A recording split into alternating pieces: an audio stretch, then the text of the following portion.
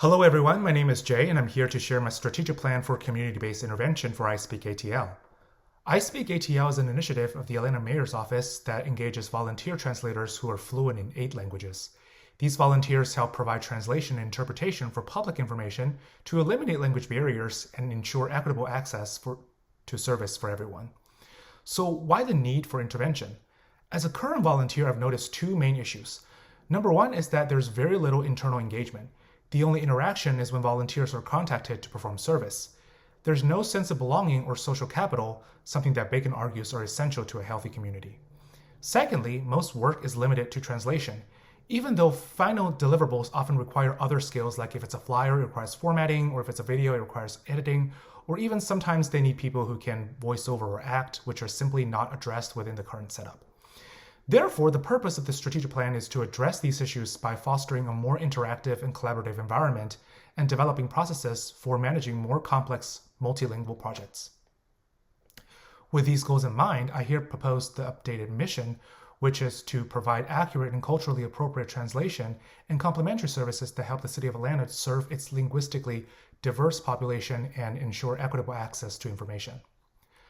So the key opportunities identified here are engaging volunteers to foster collaboration, maintaining a sizable team with a lower turnover, higher capacity, and more project diversity, recruiting speakers of other underrepresented languages. Areas of collaboration.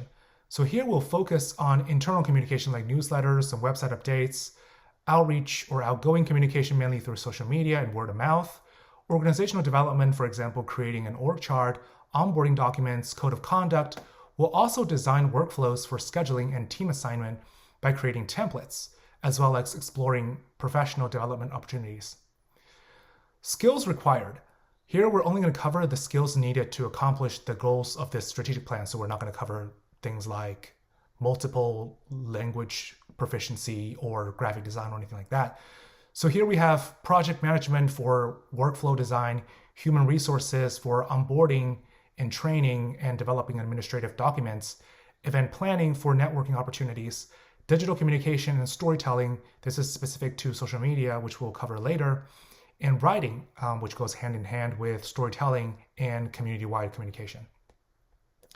And the 3 main objectives of this plan are building infrastructures that foster interaction and a sense of belonging, streamlining training, team assignment, and project execution, expanding capacity and scope of services through recruitment efforts.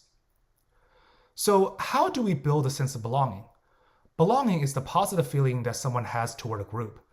Research shows that a formal structure can increase volunteer satisfaction by providing clarity. With this organization being entirely virtual, communication is very important and must align with the workflows and volunteers' habits. And lastly, recognizing hard work through a merit-based approach will encourage long-term volunteer involvement. To build structure, we'll first create a task force with those who have HR or office administration backgrounds. They will establish an org chart and code of conduct. These foundational documents will clarify roles, points of contact, and ethical expectations. We'll also use designated communication channels using email for work submission and formal announcements like project schedule and progress reporting, and we'll use Slack for ongoing discussions. A committee will also be assembled to plan networking event, which are mostly going to be virtual, so they can build connection. Lastly, we'll launch a recognition program for high-performing volunteers based on hours contributed and project involvement. We'll have monthly honorees announced through email and on the website, and an annual award offering higher-level recognition based on the support we can get from the city, either monetary or in form of official endorsement. All the documents and processes will be shared for community feedback and officially published via email and updated on the website. For Objective 2, we will implement processes for onboarding, training, team assignment, and project planning. First, let's take a look at onboarding.